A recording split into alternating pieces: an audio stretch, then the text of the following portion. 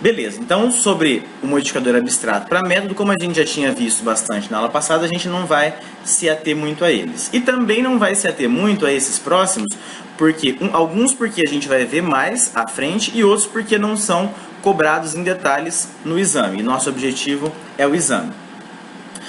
Método síncrono. Quando você adiciona o modificador synchronizer a um método, implica que esse método ele vai ser sincronizado. Consequentemente, quer dizer o quê? Que a sua execução tem de ser ordenada. Por enquanto, vai ficar um pouco obscuro o que é essa execução ordenada. Mas como que você pode entender isso? Por enquanto, imagina que um método, na verdade isso é o que acontece. Todo método ele pode ser invocado por vários processos vários objetos, né, dentro do nosso programa.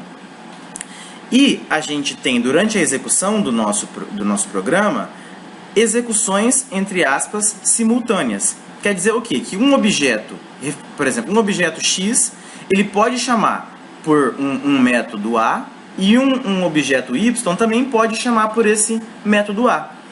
Quase que ao mesmo tempo, tipo, um chamou, o outro chamou em seguida. Na verdade, o que acontece é o escalonamento, né? O computador ele vai se dividindo entre as demandas. E o que comumente acontece ele executa um pouquinho do método A chamado pelo objeto X, para um pouquinho e executa um pouquinho lá do outro método Y. Depois ele volta para o A, depois ele volta para o B, enfim, para cada um dos objetos, até terminar essa execução. Na hora em que você define que um método é sincronizado, isso não pode mais acontecer. Se dois processos chamarem por esse mesmo método, eu só vou poder iniciar a execução do segundo quando o primeiro terminar. Tá? Depois, quando a gente chegar em threads, a gente vai ver alguns detalhes sobre isso e acredito que vai ficar mais claro para quem não conseguiu entender.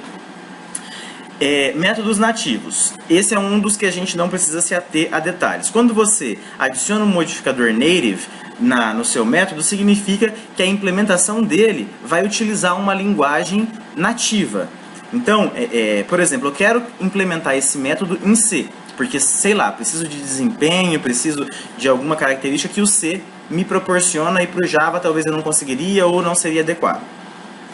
Eu digo que esse método vai utilizar que ele vai ser nativo, com isso eu aplico o modificador native e faço a implementação dele de acordo com a minha linguagem. Com isso, o que eu perco? Eu perco uma das características do Java, que é a execução multiplataforma. Eu consigo pegar um código em Java e executar em plataformas distintas, né? Agora, se eu pegar, por exemplo, um código em Pascal, por exemplo, em algumas plataformas eu não vou conseguir, sem modificações, executar ele como eu executaria um código em Java. Então, o que você precisa saber para o exame a respeito do native é que ele é um modificador, consequentemente ele é uma palavra-chave.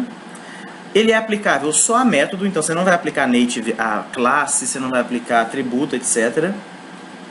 E métodos nativos, assim como métodos abstratos, tem ponto e vírgula no lugar da chave. Então pode aparecer, por exemplo, uma declaração de um método de native, por exemplo, com chave, né? Você já identifica que isso é um erro de compilação.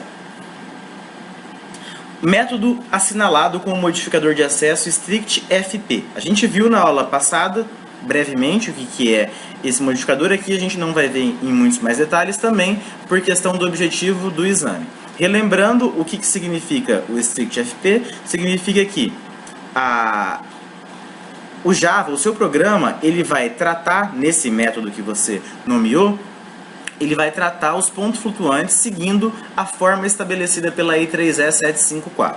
Para você entender, se você quiser ir lá ler a I3E754, fica a seu critério. O livro também não recomendo, eu também não recomendo.